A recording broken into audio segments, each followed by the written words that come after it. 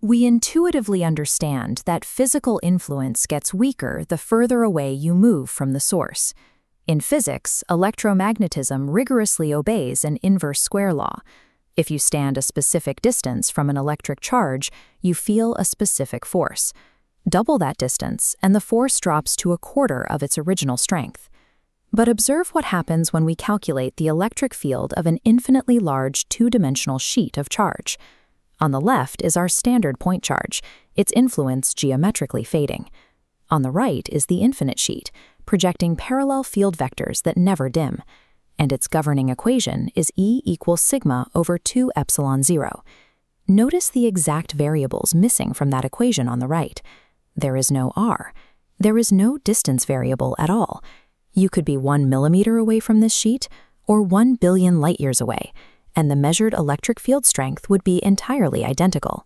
We must deconstruct how discrete microscopic particles, bound by a strict inverse square law, can collectively generate a macroscopic field that completely ignores distance. To solve this, we zoom down to the microscopic scale of the infinite sheet. It is not a solid object, but a grid constructed of billions of discrete, individual point charges. Electric charge is a basic property of matter. It is strictly conserved, and when you place multiple charges together, their values combine algebraically. Charge is also quantized.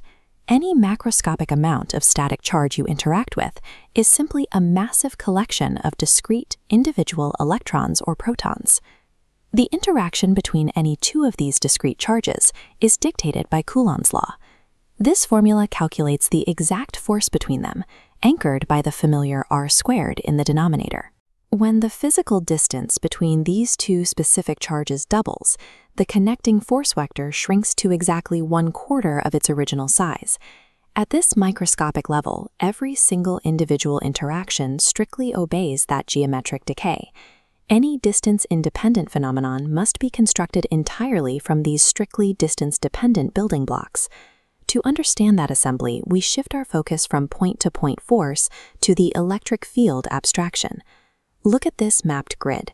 If we remove the second charge, we map the continuous influence of the source charge across space by taking the force over a unit charge, resulting in the field equation. This abstraction gives us a map of potential force.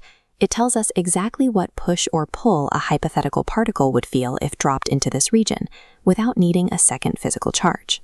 Because it is derived directly from Coulomb's law, the electric field map of a solitary point charge still perfectly obeys the 1/r² decay rule. Because the electric field is a mathematical map of vectors, understanding complex fields requires looking at how multiple field vectors interact and combine. This introduces the principle of superposition. When multiple charges are present, their individual electric fields do not interfere, they simply add together mathematically as vectors. We can test this in a one-dimensional space. Here is a positive 3 microcoulomb charge and a negative 3 microcoulomb charge, sitting exactly 20 centimeters apart.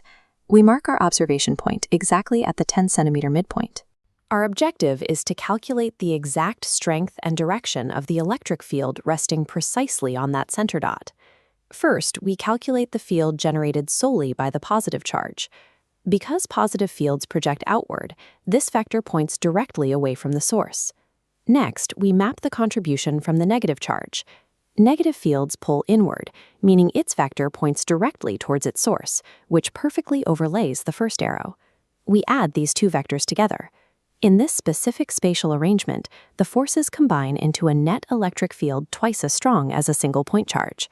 Complex macroscopic fields are simply the mathematical sum of individual charge vectors, which gives us the tool needed to solve the infinite 2D plane paradox. We scale this superposition principle to a two-dimensional plane, utilizing surface charge density to track the total charge distributed over an area. Look at this 3D map. We isolate a single observation point hovering above an infinitely flat grid of charges. Every single charge on that grid is firing its own individual vector arrow directly at our point in space. A precise geometric cancellation occurs here.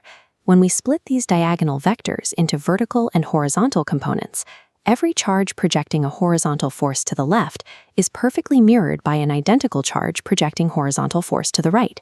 Those opposing forces completely dissolve. Due to perfect planar symmetry, all transverse components cancel. This leaves a net field pointing strictly perpendicular to the sheet. As the observation point moves further away from the surface, the force from the charge directly below you drops exponentially by the strict inverse square law. However, moving further away simultaneously increases your field of view of the plane by the exact same r² proportion. This pulls in the vector influence of exponentially more charges from the surrounding grid.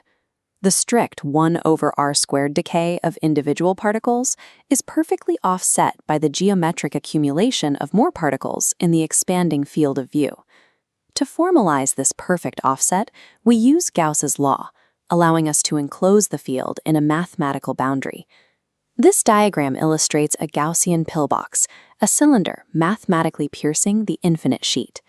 Because infinite superposition forces all field vectors to run perfectly perpendicular, the flux flows entirely out of the flat circular caps.